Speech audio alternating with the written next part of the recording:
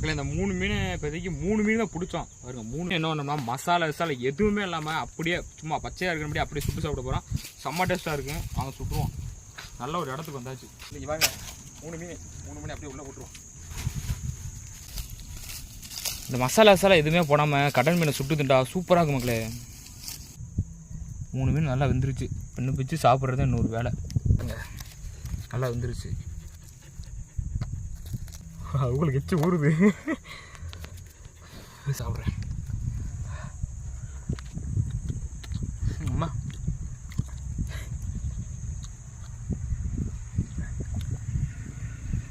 இது மாதிரி நீங்கள் வெறுமனே சாப்பிட்டு வரும்போது செம்ம டேஸ்ட்டாக இருக்குது.